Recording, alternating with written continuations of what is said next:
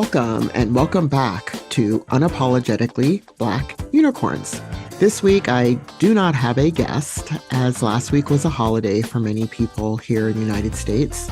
Also, for the past couple of weeks, there's been something I've been thinking about and a memory that came to mind that I actually shared with someone. And I thought, maybe there are other people who who might be interested in this little piece of my life that I'm sure has happened to other people as well. And I was thinking back to a time when I was hospitalized, and it was an involuntary hospitalization. Well, not because I have a mental illness, that's not exactly why. It was because I was really struggling with being here, meaning being here on Earth, if you know what I'm talking about. And it was a really hard time for me, and I don't exactly know what precipitated this struggle. It was one I've had for many, many years, and sometimes I would act on these thoughts, and sometimes I wouldn't. I'd be able to sit with them. But clearly, this was a time I wasn't able to sit with them, and I was involuntarily hospitalized. One of the things that my provider and I agreed upon in order for me to be discharged was that I needed to be in the care of someone, that I needed more support. And I will admit, yes, I did need more support. I was a hot mess. Let's just put it that way. So my mother came out to California, and we put all my stuff in storage. We packed up everything. I moved out of my place. I even had to give away my dog, which was super sad. And never forget my mom sitting in the car and crying. She was holding it together for me the whole time until the point where I had to give away my dog. And luckily, it was given to someone who loved the dog very, very much.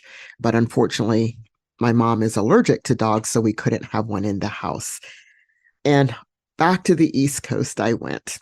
And I was determined that I was only going to stay on the East Coast for a small amount of time, and that I wanted to come back to the West Coast. I wanted to come back to California. I wanted to find a job, go back to school, do all the things that I was doing with my life that had been interrupted. And when I was in the East Coast living with my family, one of the things I did eventually was, I had the LA Times sent to my home, and I was, scouring the LA Times. I don't think there was monster.com. Maybe there was. But I really wanted the LA Times. It made me feel like I was in LA, even though I was on the East Coast. And my parents would tell me, yeah, you're not going back. It doesn't look like you're going back anytime soon. And I would continue to get the LA Times and scour the LA Times, vowing I'm going back and I'm going to get a job and I'm going to get my life back on track, blah, blah, blah. And you know what? I did. I actually did get a job. I applied for jobs. I had phone interviews, and actually I had 2 offers to select from, and selected one of the places. And it took about a year and a half, maybe 2 years. I was home. And here's the part of the story. I mean, that was just the backdrop, but here's the part of the story that I really wanted to sit with. And that is the day that I left. I secured an apartment. I had a job. I had a start date, and I booked my flight to go back home, and I was going back to California. The cab came up to the house to pick me up, and this is all I remember. I remember sitting in the cab and looking back at my father standing at the front door, kind of waving goodbye, and I was waving goodbye, and I noticed something, and it was that my father was crying. And I never see my father cry. My father is an Army colonel. I mean, he's the colonel. I mean, we weren't raised in like a really strong, like regimented, military family in that way. But my father was one of these guys that, he just didn't cry in front of us. So there he is crying at the door. And I'm like, wait, what's going on? Why is my father crying? And I, got out of the cab, and I said, why are you crying? I gave him a hug, and I said, but why are you crying? And he says, I want you to be okay. I don't want to get a call. I want you to be okay. And, I didn't know what to say to my dad. I honestly couldn't promise that I would be okay. I mean, who can make that promise? Anything could happen, but I know what he was talking about. He didn't want me out there back in California doing anything to harm myself or have anything else happen where he would get that awful call or he wouldn't know where I was or I don't know that, he was being a dad. I mean, he was being a straight up dad who was so worried about his daughter. It makes me kind of cry thinking about it. But I just gave him a big hard hug and I said, I'll call you. I'll call you when I get there. And we drove off. When I think back on that, and I asked my dad about it later, where was my mother? My mother was alive. Where was my mom? And my dad said that my mother was so upset that she couldn't come down and see me off. And, my mom remained upset that I stayed in California, that this is my chosen home. And she kept saying, when is she going to come home? When is she going to come home? And my dad said, she's not. This is what she's chosen. This is where she lives. And we need to support her and accept the fact that she's going to remain in California. I maybe have never appreciated what my parents have done for me. I talk about them a lot. You've heard my father on the podcast. And, during that dark time, during that hard time, my father did something, as did my mother, that I know is so hard for many family members, especially when they have a loved one who lives with, complex, diseases or complex illnesses or, those kind of things that they let me go. They let me go. I know. I'm just thinking about how tough that must have been and thinking about my father standing there crying, just how hard that must have been. And the decision not to think about how to make me stay, but how to let me go.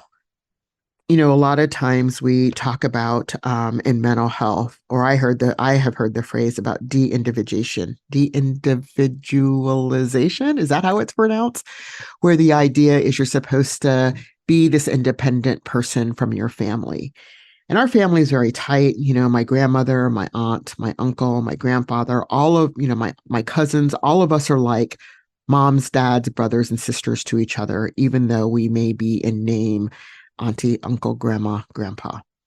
But we have a very, very tight-knit family, and we do think very much about our actions in relation to the family. Yet within all of that, we each do have our own autonomy, but we're never disconnected from that larger unit. We're very collective in that way. I guess I've been thinking about the struggles that families have in this letting go of people and worried about the choices that their adult loved ones make, especially adult loved ones who maybe have diagnoses of schizophrenia or other mental health conditions, that they may not be the decisions that the family members wish their loved ones would make. They may be actually tough decisions, ones that don't work out in our favor, and how hard it must be to trust to let go. And I don't know how my dad did it. I don't know how my mom did it. I really don't. But I am so appreciative that they thought about the importance of letting go, letting me sometimes fall and stumble. And some of those falls were pretty big. Some of the stumbles were super harmful, yet they stood by my side the entire time, had their feelings about it, and just let me grow. I needed to go through these things to grow and to become who I am. And maybe they knew that, maybe they didn't. I'm really not quite sure. I don't talk to my dad much about it, but I've just been thinking recently as, we really struggle with this idea of autonomy and self-determination, what that really means and how important that is, especially for people, with mental health conditions and with other disabilities. As we grow up and as we grow into our adulthood and older, sometimes our family members, especially our parents, who have taken care of us. They've wiped our booties. They've cleaned up our snot. They've cleaned up all sorts of things that come out of our body. They've taken care to make sure we have every need met. And suddenly there's a time where they have to let go little by little by little. And I guess for me, even though there was this letting go, there's this super strong connection. I know they didn't let me go and just let me flail out there in the world. um, they've always been there. And I think both my mom and my dad, especially my mom, were able to come into their own as well, not just as parents, but as people. My mom wasn't, she was no longer the mom of a disabled young woman. She was the mom of, yes, I still have a psychiatric disability, but my mom came to find so many other things to do with her life other than to worry about me and or to take care of me. And she returned back to her art, and she just really flourished in her own way. So that letting go let all of us go to become who we were meant to be, and it also brought us so much closer together. I don't know. I just wanted to talk about that. I don't know. I know it's a time of being grateful for things, and maybe I don't say it enough, but I am super grateful for my mom, super grateful for my dad, grateful for my family. I just wanted to say that and just share that with you during this time. And yes, I'm crying. So we're going to move on. And I'm going to thank you all for letting me go down this little memory lane. And I hope for, parents and also for adult kids, that this is a helpful kind of thing to think about. And that's all I've got for you today. And oh yeah, other than my producer says to like, subscribe, comment. All right, so I've said that.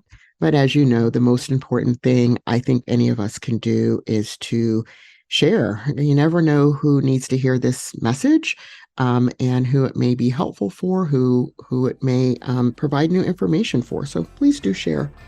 And until then, I will see you all next time on Unapologetically Black Unicorns.